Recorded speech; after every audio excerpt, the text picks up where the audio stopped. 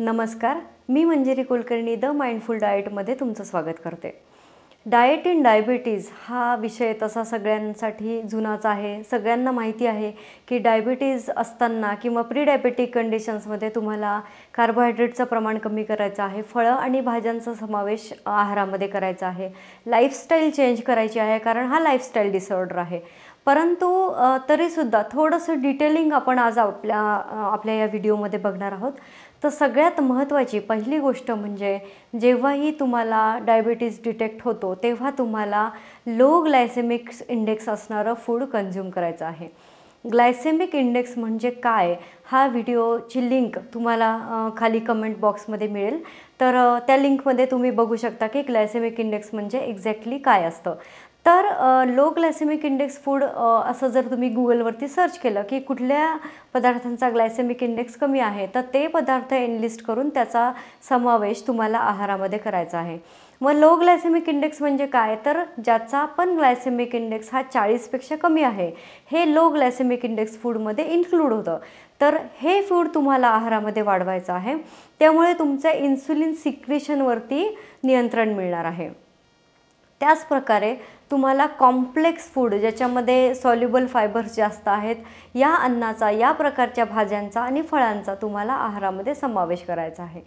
त्याचप्रमाणे जेव्हा तुम्हाला डायबिटीज होतो तेव्हा तुम्हाला सगळी फळं खाण्यासाठी अलाउड नसतं, त्यामुळे ज्या फळांमध्ये साखरेचं प्रमाण जास्त आहे, उदाहरणार्थ केळं आहेत किंवा आंबा आहे, त्यानंतर चिकू आहे, पपई आहे, या फळांमध्ये फ्रुक्टोज नावाची साखर ही जास्त प्रमाणात असते, ती फळं तुम्हाला चालणार नाहीत। जर तुमची साखर नियंत्रणात असेल किंवा तुम्ही नित्य व्यायाम करत असाल खूप चांगल्या पद्धतीने तरच तुम्ही हे फळं कंझ्युम करू शकता। त्यामुळे मग कुठली फळं तुम्हाला अलाउड आहेत, तर सिट्रस प्रकारामध्ये जी फळं मोडतात ज्याच्यामध्ये सायट्रिक ॲसिड म्हणजेच विटॅमिन सी हे जास्त प्रमाणात असतं त्या प्रकारची फळं तुम्ही रेग्युलरली डायबिटीज असताना घेऊ शकता। यामध्ये सगळ्यात उत्तम असं फळ म्हणजे डाळिंब। डाळिंबाचे बरेचसे बेनिफिट्स तुम्हाला आहेत, हे आपण एका व्हिडिओमध्ये बघणार आहोत, त्याची सुद्धा लिंक मी खाली पोस्ट करणार आहे। तर डाळिंबाचा नियमित समावेश तुम्ही आहारामध्ये करायचा आहे। संत्र आहे, मोसंबी आहे, त्यानंतर आवळा, फ्रेश आवळा त्याचा ज्यूस तुम्ही आहारामध्ये कंझ्युम करायचा आहे। शक्यतो कॅन ज्यूस किंवा आवळ्याचे ज्यूस जे रेडीमेड मिळतात त्याचा वापर तुम्ही टाळायला पाहिजे, कारण त्याच्यामध्ये असणारे बेनिफिट्स तुम्हाला मिळणार नाही आहेत। त्याचप्रकारे सगळ्यात कमी प्रक्रिया केलेले अन्न म्हणजे लो प्रोसेस्ड फूड तुम्हाला कंझ्युम करायचं आहे। याचं कारण असं आहे की ग्लायसेमिक इंडेक्स हा प्रक्रियेनुसार बदलतो। जर उदाहरण द्यायचं झालं तर आपण ओट्स ऐकलेलं आहे, आजकाल ओट्स खाण्याची बरीचशी फॅशन आहे, त्यामध्ये इन्स्टंट ओट्स हा पण प्रकार तुम्ही बघत आहात। तर जेव्हा पण तुम्ही पारंपरिक ट्रेडिशनल ओट्स आणून घरी बनवता उपम्याच्या फॉर्ममध्ये किंवा ओट्सच्या स्मूदीच्या फॉर्ममध्ये जेव्हा तुम्ही बनवता तेव्हा त्या ओट्सचा ग्लायसेमिक इंडेक्स हा कमी असतो, परंतु इन्स्टंट ओट्स म्हणजे पटकन शिजण्यासाठी जी काही प्रक्रिया ओट्सवरती केली जाते त्यामुळे त्याचा ग्लायसेमिक इंडेक्स हा वाढतो। त्यामुळे इन्स्टंट प्रकारामधले जे काही पदार्थ आहेत ते तुम्हाला टाळायचे आहेत। त्याचप्रकारे अत्यंत उच्च ग्लायसेमिक इंडेक्स ज्याचा असतो ते म्हणजे स्पॅगेटी आहे किंवा इन्स्टंट नूडल्स आहेत किंवा इन्स्टंट पास्ता आहे, हे पदार्थ तुम्हाला टाळायचे आहेत। मार्गेरिनयुक्त पदार्थ ज्याच्यामध्ये मार्गेरिन नावाचा एक फॅट असतो ज्याचा खूपच वाईट इम्पॅक्ट शरीरावरती असतो, ते सगळे पदार्थ तुम्हाला टाळायचे आहेत। त्यानंतर ॲनिमल प्रोडक्ट्स, डेअरी प्रोडक्ट्स याचा वापर तुम्हाला डायबिटीज असताना टाळायचा आहे।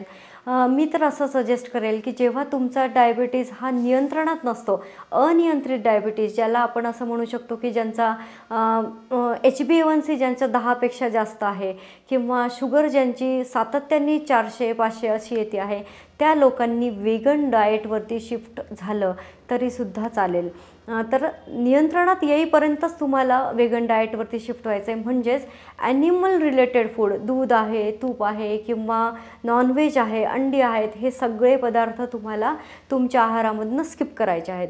मग ह्यामुळे तुमची शुगर नियंत्रणात येऊन इन्सुलिन रेझिस्टन्स कमी होऊन तुम्ही नियंत्रित डायबिटीज या कंडिशनमध्ये येऊ शकता किंवा काही प्रकारचे डायबिटीज तुमचे या पद्धतीने रिव्हर्ससुद्धा होऊ शकतात। आता काय करायचं आहे की मग कुठले पदार्थांचा समावेश, म्हणजे डाएट इन डायबिटिक म्हणजे एक्झॅक्ट काय, की कुठले पदार्थ नियमित रेग्युलरली तुम्हाला आहारात ठेवायचे आहेत. तर सगळ्यात पहिलं जे आपण सातत्याने बोलतो आहे की अँटी इन्फ्लेमेटरी फूड किंवा सॉल्युबल फायबर असणाऱ्या भाज्या. तुम्ही गुगल करा की कुठल्या भाज्यांमध्ये सॉल्युबल फायबर जास्त असतात, त्या भाज्यांचा समावेश तुम्हाला रेग्युलरली दररोजच्या आहारामध्ये करायचा आहे. दुसरं जे आहे ते म्हणजे ओमेगा 3 फॅटी ॲसिड जास्त असणारे पदार्थ तुम्हाला वापरायचे आहेत. एक्झाम्पल द्यायचं झालं तर ओमेगा 3 फॅटी ॲसिड कशामध्ये जास्त असतं, तर जवस आहे. जवसाचा वापर तुम्हाला आहारामध्ये वाढवायचा आहे. त्याच पद्धतीने अक्रोड, नियमित अक्रोडचं सेवन तुम्हाला करायचं असतं, ज्याच्यामध्ये ओमेगा 3 फॅटी ॲसिड्स हे जास्त असतात.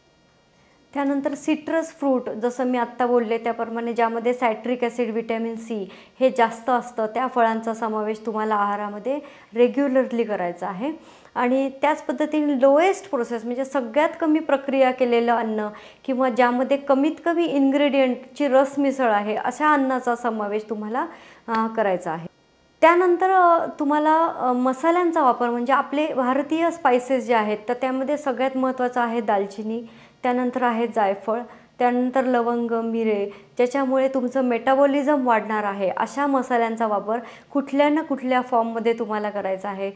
मी प्रत्येक वेळेस सांगतच असते की दालचिनीचा आहार सगळ्यांनीच दररोज आपल्या आहारामध्ये कुठल्या ना कुठल्या फॉर्ममध्ये करायचा आहे. म्हणजे तुम्ही खिचडी बनवत आहात, त्यामध्ये दालचिनी तमालपत्राचा वापर करा, लवंग, मिरे अखंड टाका.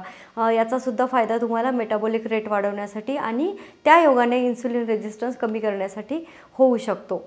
त्याच पद्धतीने तुम्ही दररोज चहा घेता आहात किंवा कुठलंही ड्रिंक तुम्ही घेत आहात, तर त्यामध्ये तुम्हाला दालचिनीची पूड तुम्ही निश्चितच वापरू शकता आणि त्यामुळे तुमचा डायबिटीज नियंत्रणामध्ये राहू शकतो.